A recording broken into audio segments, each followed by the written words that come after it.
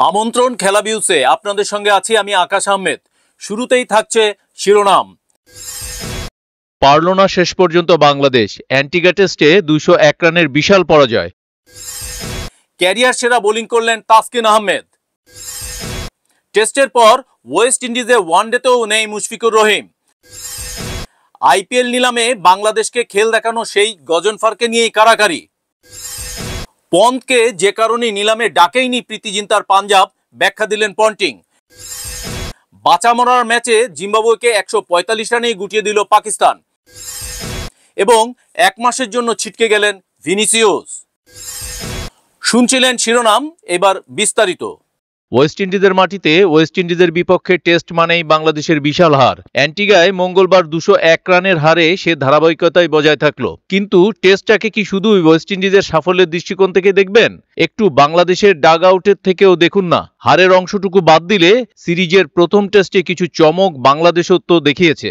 শেষ 3 উইকেটের ব্যাটিং বাদ দিলে কি নড়বড়েই না ছিল ওয়েস্ট ইন্ডিজের প্রথম ইনিংস। বাংলাদেশের বোলারদের সামনে 261 রানে পড়ে গিয়েছিল 7 উইকেট। এরপর যে অষ্টম উইকেটে সেঞ্চুরিয়ান জাস্টিন গ্রিভস আর কেমারোচ মিলে 140 রানের জুটি গড়ে ফেললেন। সেই সুবাদে 9 উইকেটে 450 রানে ইনিংস ঘোষণার আগে শেষ 3 উইকেটে ওয়েস্ট ইন্ডিজ যোগ করল 189 রান। সেগুলো তাদের সাফল্যের খাতায় অলংকার হবে হয়তো, তাই বলে বাংলাদেশের বোলারদের প্রাপ্তিটা ভুলে যাবেন না। নিজেদের প্রথম ইনিংসের ব্যাটিংয়েও চমক উপহার দিয়েছে অধিনায়ক মেহেদী হাসান মিরাজ। 9 উইকেটে 269 রান নিয়ে তৃতীয় দিন শেষ করেছিল বাংলাদেশ। পরদিন সকালে কি পরিকল্পনা প্রত্যাশা ছিল?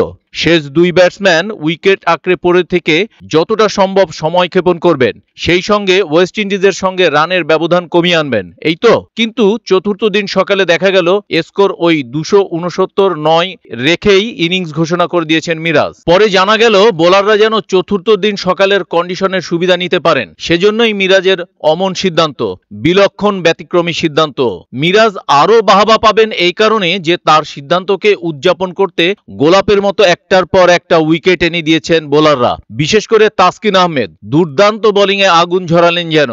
64 রানে 6 উইকেট নিয়ে ক্যারিয়ার সেরা বোলিংই করে ফেললেন অ্যান্টিগায়। ওয়েস্ট ইন্ডিজের দ্বিতীয় ইনিংস ধসে পড়ল 152 রানে। এর পরেও জয়ের জন্য বাংলাদেশের লক্ষ্য দাঁড়ায় 334 রান। ওয়েস্ট ইন্ডিজে বাংলাদেশের এমন কোনো অতীত নেই যে এই অসাধারণের আশা তারা করবে। উল্টো দ্বিতীয় ইনিংসটা ভেঙে পড়ল তাসের ঘরের মতো। এর পরেও জয়ের জন্য বাংলাদেশের লক্ষ্য দাঁড়ায় 334 রান। ওয়েস্ট ইন্ডিজে বাংলাদেশের এমন কোনো অতীত নেই যে এই অসাধ্য সাধনের আশা তারা করবে। উল্টো দ্বিতীয় ইনিংস ভেঙে পড়ল তাসের ঘরের মতো। কাল চতুর্থ দিন শেষেই উকি দিচ্ছিল হারের দিগন্ত। 31 ওভার ব্যাটিং করে দিন শেষ করে 7 উইকেটে 107 রান নিয়ে। 15 রান করা জাকির আলীর সঙ্গে থাকা হাসান মাহমুদ তখনও প্রথম রানের দেখা পাননি। পঞ্চম ও শেষ দিনে তারা জাস্টিন গ্রিভস, কেমারোচ হতে পারেননি। বাংলাদেশও পারেনি শেষ 3 উইকেট নিয়ে লড়াইটাকে দীর্ঘ করতে। 7 ওভার ব্যাটিং করেই 132 রানে শেষ। তবে মজার ব্যাপার হলো প্রথম ইনিংসের মতো এই ইনিংসও বাংলাদেশকে অল আউট বলা যাচ্ছে না। 37তম ওভারের পঞ্চম বলে আলজারি জোসেফের বাউন্সারে ডাক করেও কাঁধে চোট পাওয়া এড়াতে পারেননি শেষ ব্যাটসম্যান শরীফুল ইসলাম। এরপর আর 1 ওভার ব্যাটিং করেই আহত অবসর। তিনি ওখানে শেষ বাংলাদেশের ইনিংসও। তবে মজার ব্যাপার হলো প্রথম ইনিংসের মতো এই ইনিংসও বাংলাদেশকে অল আউট বলা যাচ্ছে না। 37তম ওভারের পঞ্চম বলে আলজারি জোসেফের বাউন্সারে ডাক করেও কাঁধে চোট পাওয়া এড়াতে পারেননি শেষ ব্যাটসম্যান শরীফুল ইসলাম। এরপর আর 1 ওভার ব্যাটিং করেই আহত অবসর তিনি। ওখানেই শেষ বাংলাদেশের ইনিংস। 2 ইনিংসে একবারও অল আউট হয়নি বাংলাদেশ।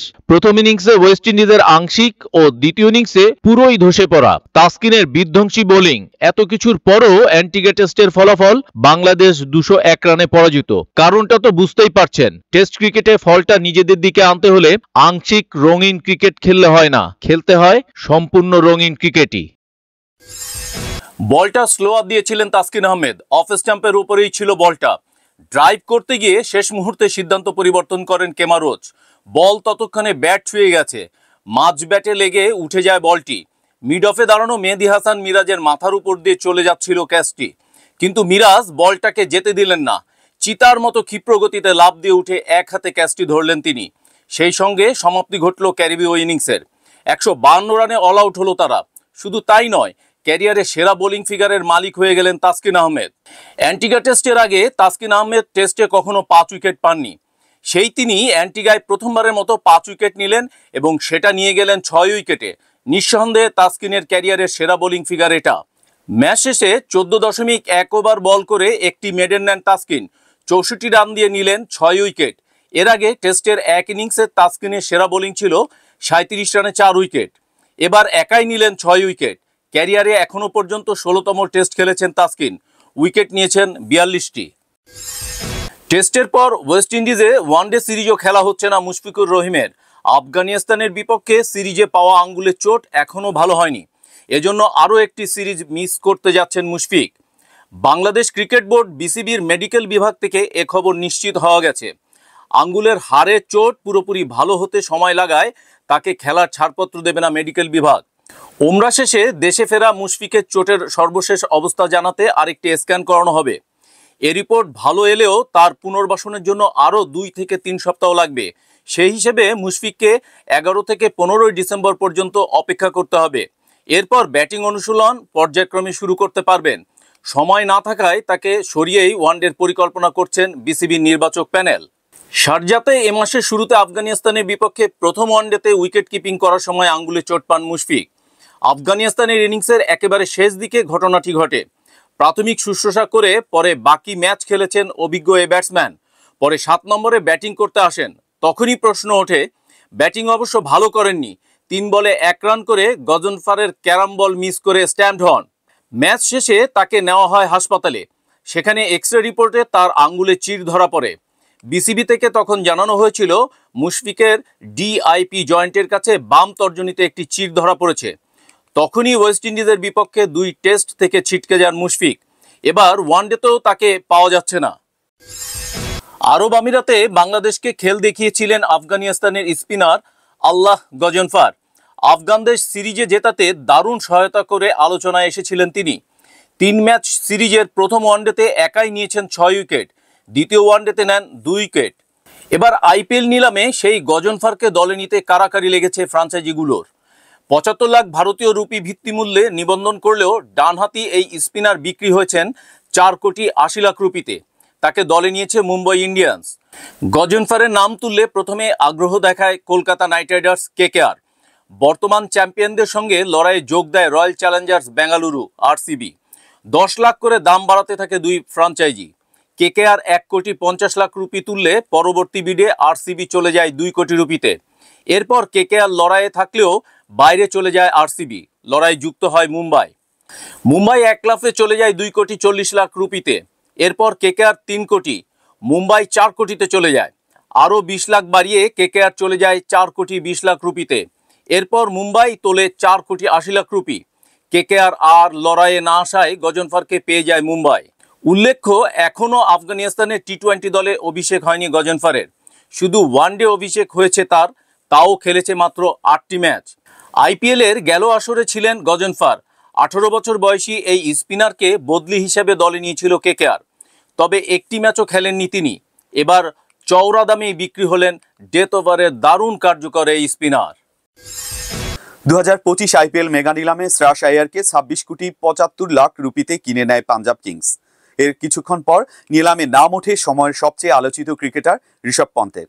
নিলাম শুরুর আগে গুঞ্জন শোনা যাচ্ছিল পন্থ পাঞ্জাব কিংসের আগ্রহের শীর্ষে আছেন, বিশেষ করে দলটির কোচ রিকি পন্টিংয়ের। কিন্তু পন্থের নাম যখন নিলামে ওঠে, একটিবারের জন্য ডাকেনি পাঞ্জাব। আইপিএলে নিলামে সর্বোচ্চ দামের খেলোয়াড়ের রেকর্ড ভেঙে আইয়ারকে কেনা পাঞ্জাব কেন পন্থের প্রতি কোনো আগ্রহই দেখালো না, এমন প্রশ্ন উঠছে ক্রিকেট মহলে। প্রথম দিনের নিলাম শেষে এর উত্তর সংক্ষেপে দিয়েছেন পাঞ্জাবের প্রধান কোচ অস্ট্রেলিয়ার সাবেক অধিনায়ক পন্টিং।